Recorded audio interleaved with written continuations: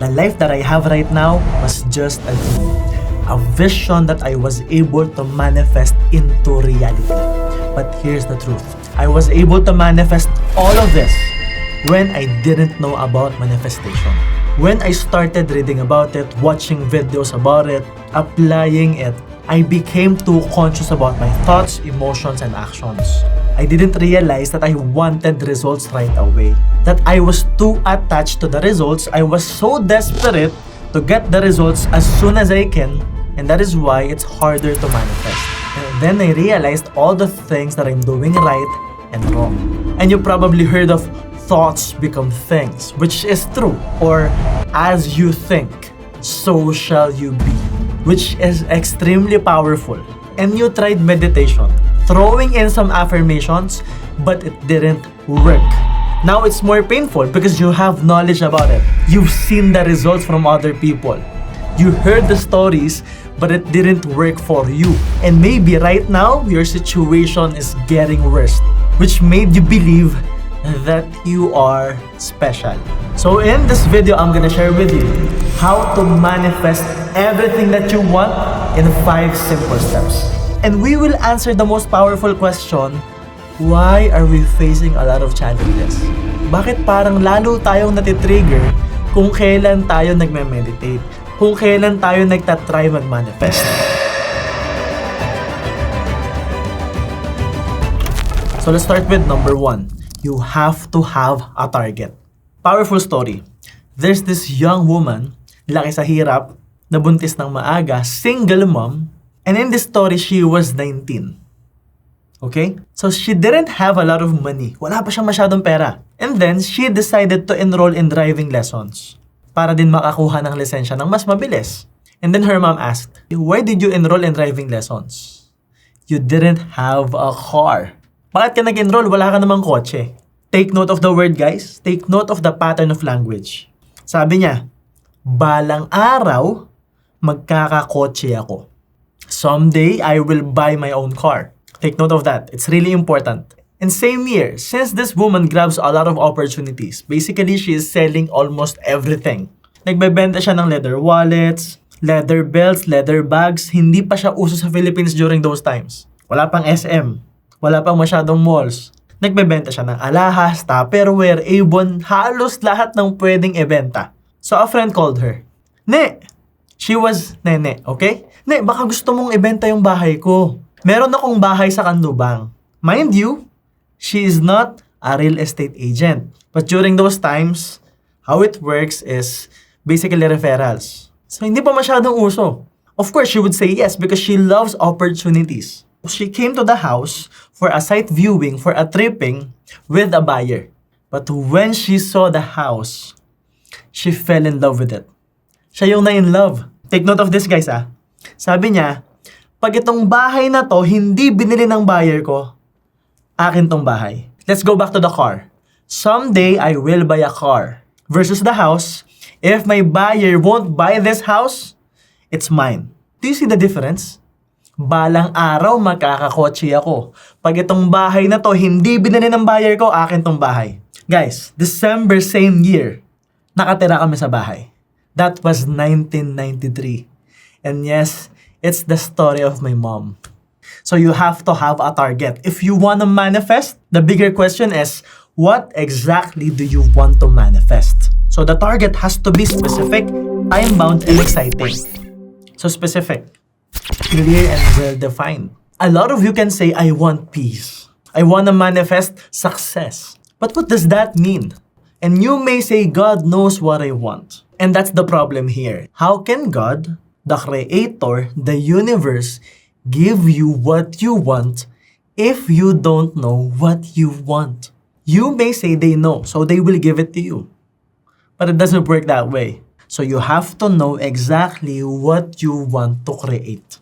God, the Creator, the universe, whatever you believe is true to you. I want you to understand that there's a powerful force, a greater mind that can give you anything and everything that you want. Literally, guys, lahat ng gusto mo. But the rule is, you have to be clear with what you want. You have to communicate what you want. Guys, it's so basic. Hindi ka naman pwedeng pumunta sa 7-Eleven at sabihin mo, gusto ko ng matamis. Ano exactly yung gusto mo? Alam mo na yun. It doesn't work that way. Another example, if there's a genie asking you for your 3 wishes, he would say, your wish is my command. What's your first wish? And you will say, I want peace. And he'll be like, what the does that mean? And that's the exact reason why it's not working for a lot of people. So yes, you have to have a clear target. Step 2, believe that you can hit the target. Kailangan naniniwala ka na makukuha mo, na deserve mo. Another story, there are 2 farmers, Farmer A and Farmer B. So they are both struggling right now. They are having a hard time. Tagtuyot, kailangan nila ng ulan. So basically, they are praying. Farmer A would pray to God, Lord, bigyan mo kami ng ulan. Kailangan na po namin. Maawa po kayo sa amin. And that's it. But Farmer B would pray, Lord, kailangan namin ng ulan. Maawa kayo sa amin. Gutom na po kami. And he would add gratitude. Lord, thank you. Kasi naniniwala ako na ngayon mismo bibigyan mo kami ng ulan. At naghanda na siya ng panubigan. The farmer believes. Now, I want you to answer this question. Sa dalawa, sino yung unang bibigyan ng ulan? Farmer A or B?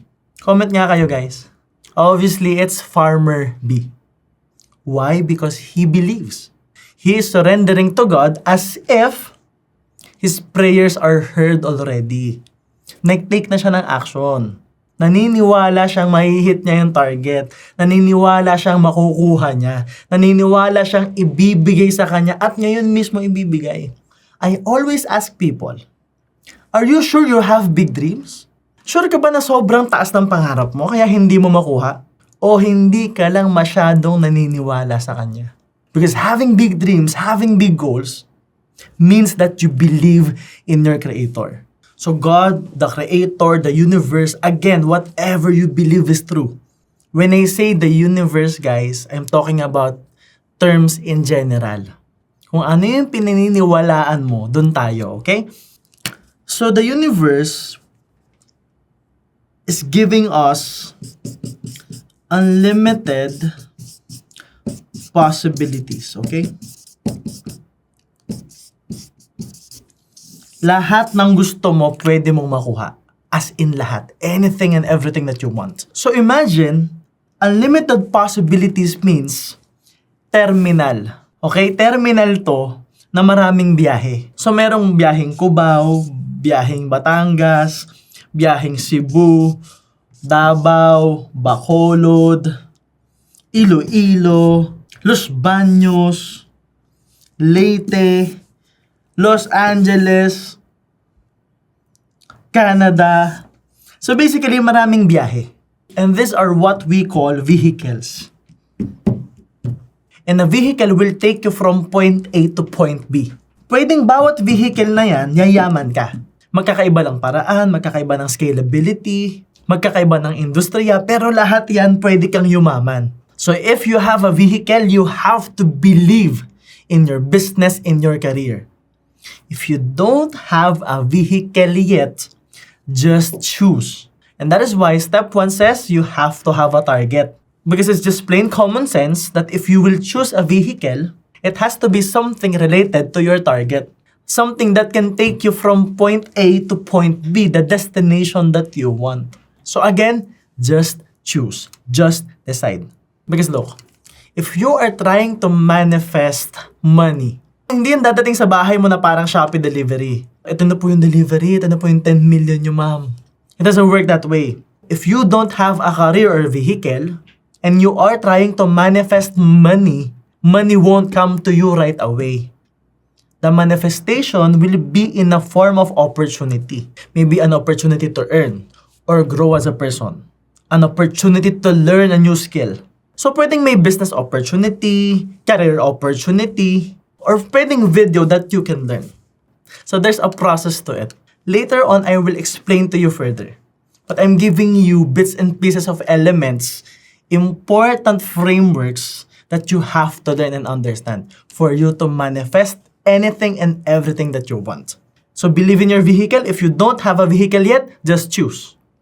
Number 2, believe that you can. You have to believe in yourself. Regardless of how good your vehicle is, kahit gaano kaganda yung negosyo, gaano kalaki yung sweldo, gaano kaganda yung business opportunity, career opportunity, if you don't believe that you can, it will not happen to you. Remember this, you attract who you are. If you are stupid, you will attract stupid people in your life.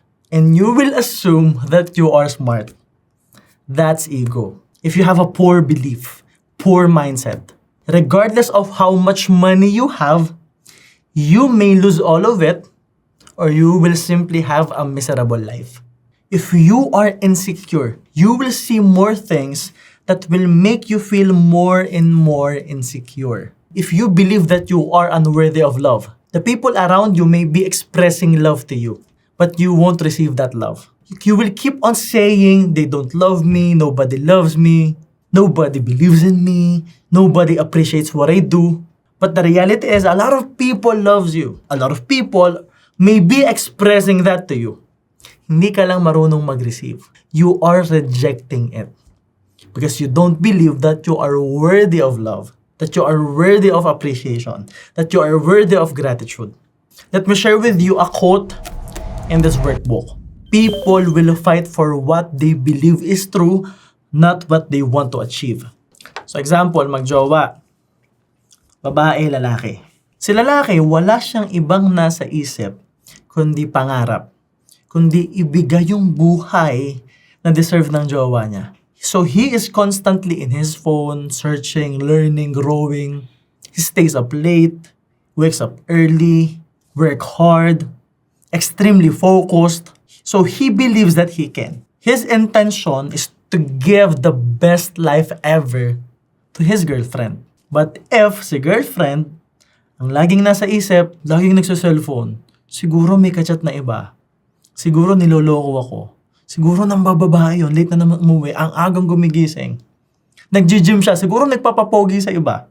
Siguro nagpapakit sa iba, may ibang pinapormahan. And take note, pwedeng mahal na mahal nila isa't isa. Pwedeng ayaw nilang maghiwalay. But if the belief is not aligned, it will not work. Kasi hindi align yung beliefs nila. Siya ang paniniwala niya, niloloko siya. Siya ang paniniwala niya, mahal na mahal ko yung partner ko, naniniwala ako na deserve namin ng magandang buhay. So there's no alignment. So regardless of how much love you have, if there's no alignment, it will not work. Same goes with your manifestation.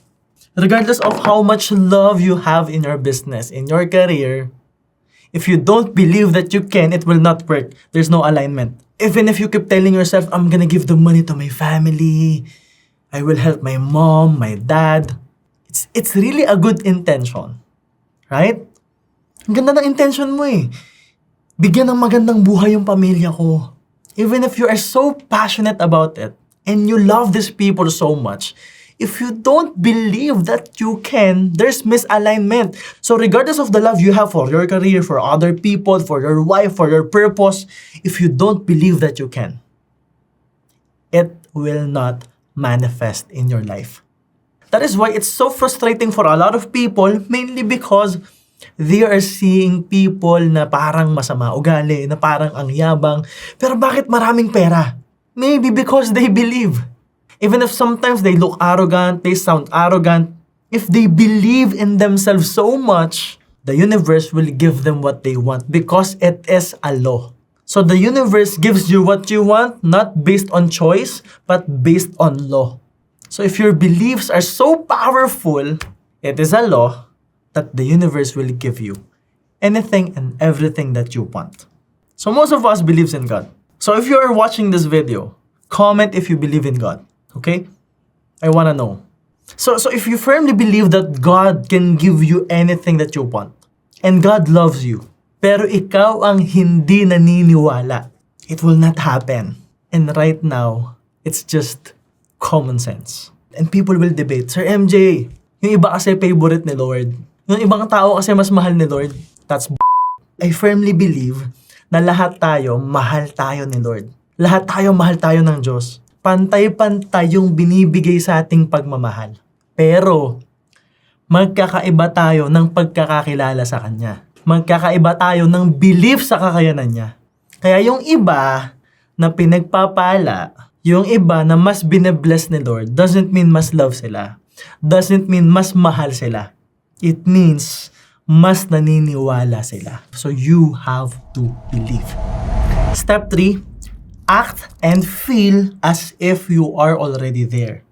As if nakuha mo na. As if andyan na. So way back when I was struggling, confused, insecure, when I was having a lot of challenges as an entrepreneur, I was dreaming of becoming really wealthy. Driving my dream car, building my dream house, and being one of the best mentor and speaker. And yes, I bought the car, the house. Here's what happened. Back when I was making a lot of money, I was still insecure. I didn't know who I am. I am unworthy of love and appreciation. Yes, I firmly believe that I can make money. I know how to make money. But in terms of self-worth and love, I reject it. I don't believe that I'm worthy of that. I don't even know who I am. And because of that, I was a people pleaser. I was trying to please people. I was able to attract the wrong people in my life. I was betrayed many times. I lost more than 20 million. 15 million worth of real estate. I lost almost everything. I lost a lot of hair in the process. I lost my self-worth, my confidence, and I lost myself. So I remember driving my Mustang, Southwoods exit. I was driving 210, 240. Binatao ko yung steering wheel. So nabangga ako sa barrier. Akala ko katapusan ko na. Pero nung parating na yung truck, inatras ko pa yung kotse. I thought I wanna end everything. Suko na ako nun eh. But the reality is, it's so painful that I wanna end something inside of me. Gusto ko lang patayin yung pain inside. Pero gusto ko pang mabuhay. And that's when I realized a lot of things. Kasi pag dapa ka na, down ka na, you would learn a lot, you know. So I lost a lot of money and I lost my car. Back to basics si MJ Lopez. And during those times, wala pang MJ Lopez. I-build ko pa lang siya. So I found a mentor. Napanood ko sa YouTube si Jim Rohn. And he mentioned Tony Robbins. Lahat ng programs ni Tony binili ko. Lahat ng afford ko. Binuhos ko lahat ng budget na meron ako. So finding the right mentor was a game changer for me. Imagine, nabawi ko lahat ng nawala sa akin in just 1 year. And here's what I did. So I defined success. That's the target. Understand that your definition of success will evolve through time. Mine is always evolving. But during those times, here's my definition. Of course, I know how to make money. So my standards with money is a bit high. So for me, earning money is not just the amount, but having freedom. Next is health. And since I was struggling with self-worth, health was really important for me. It's important for me that I feel strong, that I feel confident. That is why another thing is what we call fulfillment. Me helping myself, my family, and helping other people, the right people. Relationships, building my own inner circle. Time freedom, and of course God, because we always put God above success. Now, I was here. Again, losing almost everything. That's the target. But remember, I was struggling with step 2. Yes, I believe in my capabilities. I believe in myself. I believe in my career. I believe in my business. I believe in what I can do, except I have to learn something. I don't have self-worth. I believe in myself that I can earn money, but I don't believe that I deserve it. That I deserve love and happiness and success. That is why it was hard for me to sustain all of it. So that's the game changer there. The hard part is when you have it and you lost it. Kasi pwedeng mawala yung paniniwala mo sa sarili mo. And that's what happened to me. It's like having this inner conversation na hindi mo deserve MJ kaya ka binawi sa'yo eh. So I have this really negative self-talk and really negative pattern of language. So I have to rebuild myself. So having this definition, I decided, okay, what do I want? What's the target? My target was 5 million per month.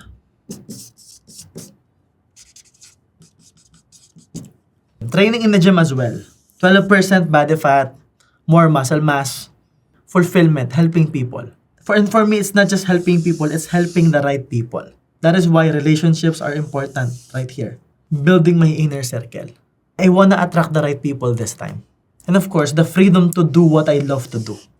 And of course, being able to serve God using my skills, using my expertise. So here, I understand that I needed money the most.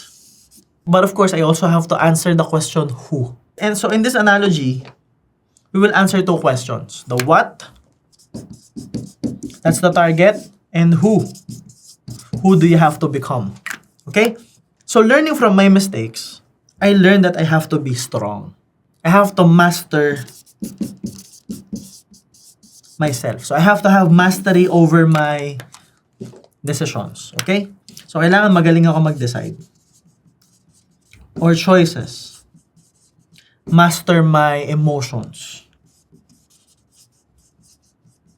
My thoughts, my mind. And more importantly, influence or leadership. So I have this narrative that whenever I will face challenges or struggles, I have to learn how to decide. Not coming from being desperate, but coming from really solving the problems. So I'm trying to create this version of me in my mind. And I have a very long name. It's Mark Juliano Lopez. And I decided, what if I make myself the brand? Diyan nabuo si MJ Lopez.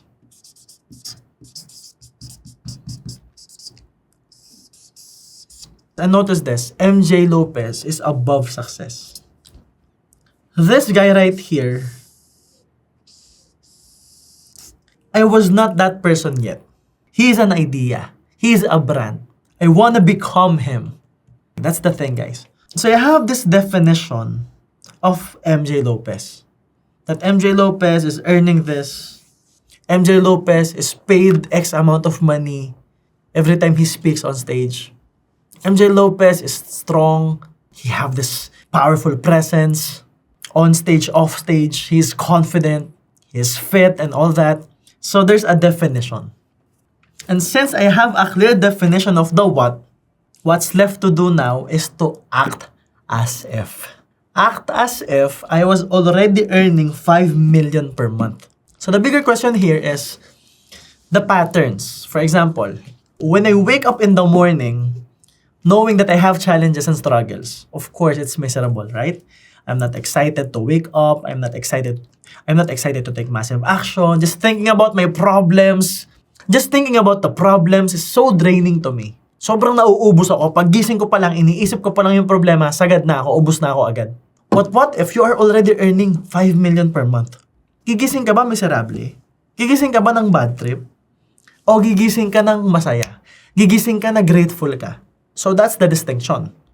So when I wake up, I intentionally feel, I do my best to feel grateful. I do my best to feel excitement and strong when I face challenges. So I notice the patterns. Kaya naubos kasi pag may problema, pabebe. I was so emotional, I was playing this victim narrative. I ask myself questions like, why is this happening to me? Why me? Why is this always happening and all that? Versus, how can I solve this problem? How can I help more people? How can I serve more people? How can I solve this problem as fast as I can? And then collect data in how I solve the problem. That's what we call a framework. So basically, I'm growing and learning. And I'm happier. And I feel better. I remember for more than a decade, I was always on stage for free. So the MJ Lopez you see now is decades in the making, guys. So nagtotok ako lagi libre. But I act as if I was paid a lot of money to do that. I was always early.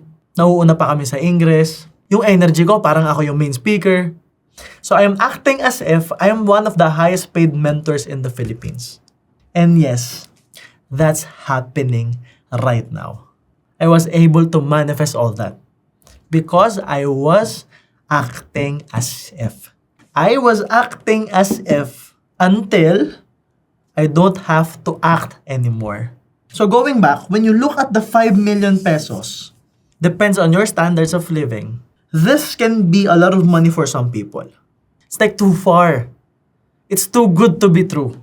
if you focus on the what. Again, just have a clear target and you have to believe that you can. You have to believe that you deserve it, regardless of how far it is. Acting as if is free. Feeling as if you are already earning this is free. You can feel that right now. You can be that person right now. You can feel that energy right now. Except most of the time, we are not consistent. But we can. We can intentionally feel and act as if we are already earning X amount of money. And if you can do that, it will manifest in your life faster. Again, that's the law. So I want you to understand this. The life that you want is not coming to you. It's coming from you. You are the creator of your life. You can create the experiences now. You just have to be intentional. Think about it, guys. We are doing, acting, feeling, most of the time, we are unconscious with how we feel and think. Parang kusa na lang nangyayari, di ba? Kusa ka na lang may nagagawang mali, lagi na lang hindi maganda yung nararamdaman mo, and it's unconscious. Because it's a pattern. So you have to break those patterns and be conscious, be intentional na, teka, this is what I want to manifest. This is what I want to experience today. So you can create the experience now. For example, you want to manifest love. Then love yourself first. If you want to manifest money, wealth, then don't worry about the bills. Don't worry too much about the money. And focus on creating value instead. If you want to manifest exciting experiences, then try something new. If you want to manifest abundance, then be grateful for all the things that you already have. Let's talk about abundance and wealth. This is where you receive the blessings, right? Pag nilagyan ng blessings yan, ano gagawin natin? Most people, since they are so greedy, so desperate, they do this. Pag tinikom mo yan, yes, you get the money. Yet you get the prize. But the price you pay for this is you can't receive anymore because you are closed. Nakatikom na yung palad mo eh. Pero pag bukas yan, you may seem to think, pwedeng matapon. That's the point. You let it overflow. When you let it overflow, you will be blessing the lives of other people. Pero tandaan mo, since nakabukas yung palad mo, bibigyan at bibigyan at bibigyan niya ng mas maraming blessings. Kasi yung palad mo laging bukas. The thoughts will send the signal and communicate what you want. But the emotions will draw the experience back to you. So the emotions will attract. So yung thoughts yung nagbibigay ng target, this is what I want. But the emotions will pull it back. That is why it's important that you have a target, you believe that you can, and you are acting as if nakuha mo na. Number 4, hit the target. It's time to take massive action now. So the combination of beliefs and acting as if you are already there means that you will take massive action consistently. Kasi naniniwala ang kaya mo, naniniwala kang ayan na, so hindi mo na siya titigilan. So dito nagkakamali ang marami. When you take action and you expect results right away, it will not happen. Because the universe will sense that you are desperate. If you believe and trust in the universe, you will take massive action consistently, focused on the action, focused on delivering value, focused on acting as if and feeling as if, not attached to the results. Ang trabaho mo, gawin yung trabaho mo. Siya na ang bahalang magbigay sa'yo ng resulta. Kasi again, nailagay mo na yung target na-declare mo na yung target. You are now acting as if nakuha mo na. So you are not attached to the results. There's a fine line between taking massive action consistently versus taking massive action because you are desperate. Yun yung nakaka-burnout. Nakakasunog pag sobrang desperate ka. Pero iba yung feeling pag nagtitake ka ng action na excited ka, na naniniwala ka. That's the space that we want in terms of manifestation. And remember this, in the law of attraction, the last 6 letters is action. In the Bible, it says, ask and you shall receive. Receive is an action word. Seek and you shall find. Find is an action word. So that's the importance of action. Action means receiving it. So again, once you send the signal out, that's the thoughts, That's the target.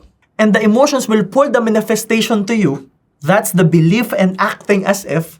You have to go out there, take massive action, and receive the blessings. Again, it will not knock on your door. You have to ask for it. Ask and you shall receive. Ask is sending the signal out. Seek and you shall find. And I always say, I create my own luck. The more na mas masipag ako, the more na mas dumadami yung swerte. Now, let's talk about common mistakes. Now, people make a lot of mistakes around taking massive action because of the law of least effort. Because in my experience, you still have to put a lot of effort. But it's not forced effort. Hindi ngarag, hindi pilit. It's not coming from desperation and urgency. It's coming from excitement and gratitude. So you guys will see me working hard, not because I was desperate to work hard, but because I'm excited to share value with people. I'm excited to do what I have to do. Because again, what I do now was just a dream. Pangarap ko lang to dati. Ngayon nangyayari na. So instead of saying I have to work, I say I get to work. I'm grateful for the opportunity to work, to do this, to share value. So it's just pure gratitude to have the opportunity to do what I have to do. Number 5, build a new self-image. Now, this is the reason why you will face challenges. Remember I said in the first part that we will answer the question, why do we struggle when we try to manifest? Why is it that at some point it is harder? Sometimes it will get worse. This is the explanation, guys. In terms of manifestation, it's not just about creating the results. It's all about change. Sabi nga ni Jim Rohn, di ba? For things to change, you have to change. That works in manifestation as well. And this is the hardest part. Let me explain. So this is you now.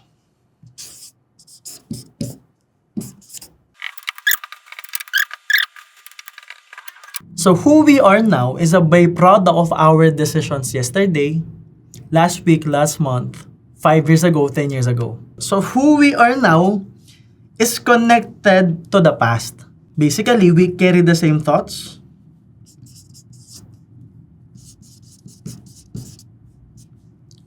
We carry the same emotions. And worst, we do the same actions from the past. So when we try to manifest, of course, we will have thoughts about the future that we want. Ito na yun, yung future. Yung magandang buhay. The vision, the dream, the goal. But the problem is, most of the time, our emotions are connected to the past. We still feel shame, guilt, fear, anger, hate, which is not aligned to millions of money, wealth, abundance. It is more aligned to negative experiences which is from the past. So kahit isip ka ng positive, kung hindi positive yung nararamdaman mo, it's not gonna work. So you also have to feel different. And you have to act in accordance to your future. So ito yung problema. Gusto nating mag-manifest, pero yung ginagawa natin from the past, yung nararamdaman natin from the past, yung iniisip natin from the past. If you are more aligned to the past self, to the old self, you are creating separation to your future. So you will be separated from the manifestation because you are more aligned to the past. And this is the exact reason why a lot of people made it already. They have the money already, pero bumabagsak pa. The business is going good. The business is doing great, pero bumabagsak. The team is growing, pero nauubos. This is the reason for that. You didn't change.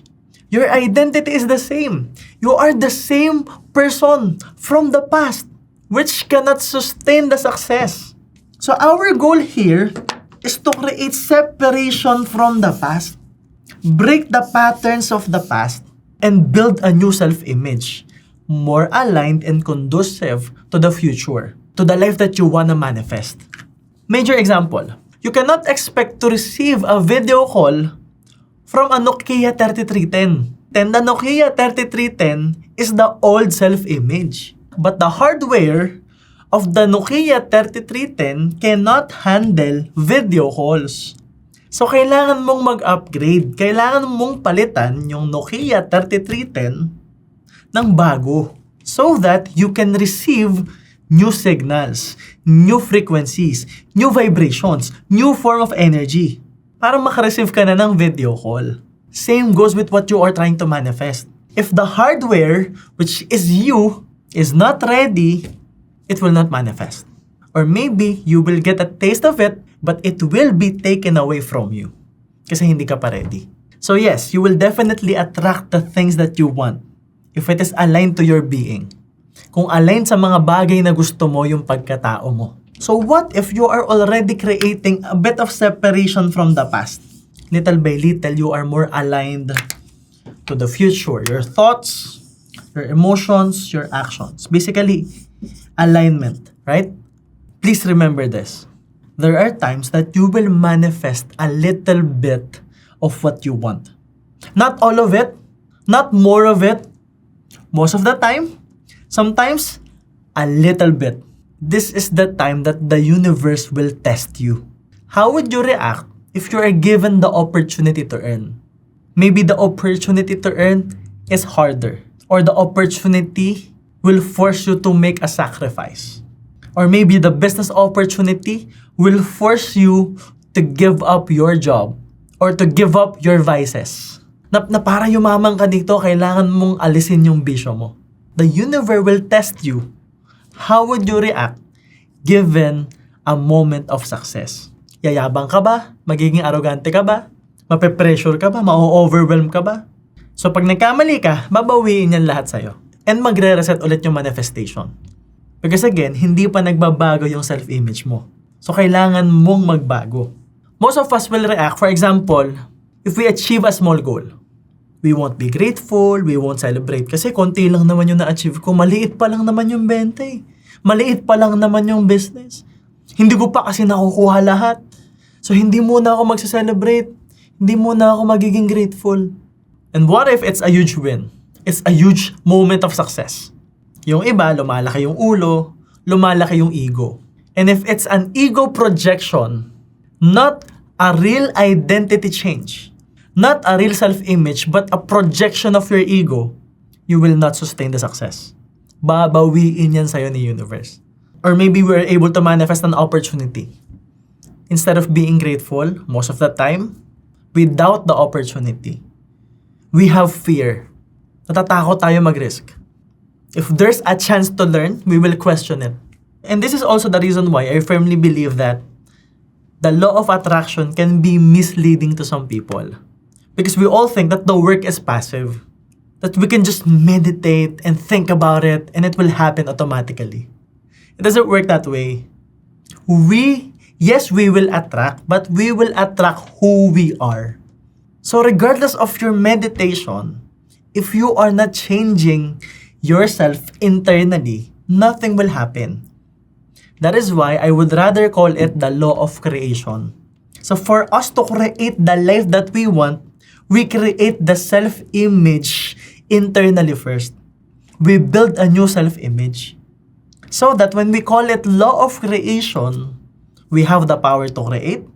That's number one. And number two, we understand that the work is not passive. It's active. Because the universe is actively observing every move.